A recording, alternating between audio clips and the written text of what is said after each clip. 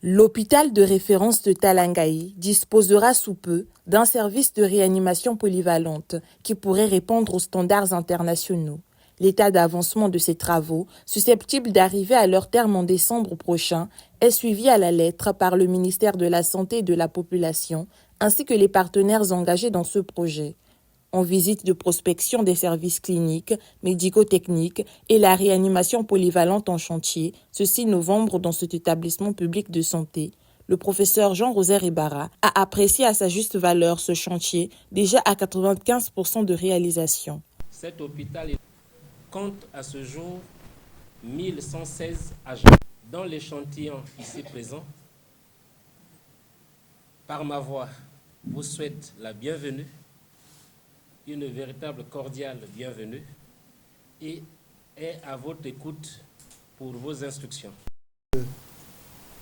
Les travaux qui se font ici nécessitent une cérémonie dite d'inauguration qui se fera dans la première quinzaine de décembre, semble-t-il.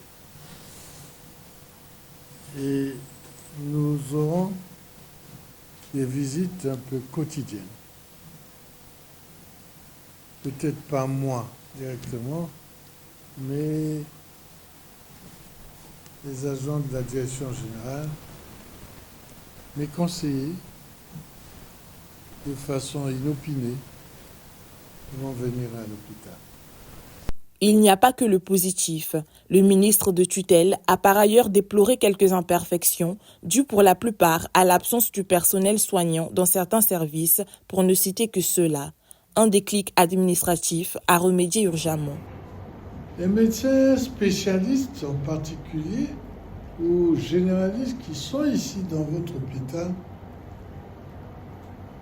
ont fait des services pour certains, leur clinique, leur cabinet. Ce n'est pas ici le lieu. Il y en a parmi vous qui attendent la fin de la journée. On ne sait pas qu'est-ce que vous faites le matin pour commencer vos consultations.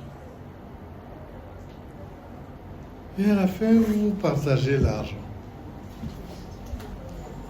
Vous dites ça.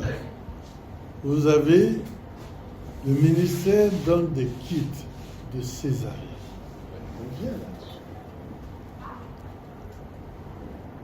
Vous osez même demander de l'argent pour la césarienne. Alors que c'est un programme du président de la République. S'il n'y a plus de boîtes de césarienne, je vais vous poser la question, à quel moment vous vous êtes adressé au ministère pour en avoir, ou à la CAMEPS, puisque c'est la CAMEPS qui distribue. Il n'y en a pas.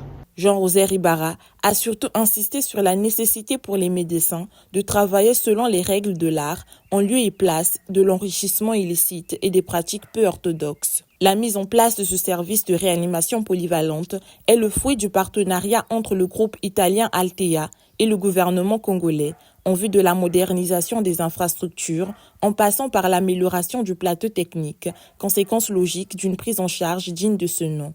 Le périple du ministre l'a conduit tour à tour dans les services urgences médicales et orientation, services de maternité, pédiatrie, maladies infectieuses et dermatologie et le laboratoire d'analyse biomédicale.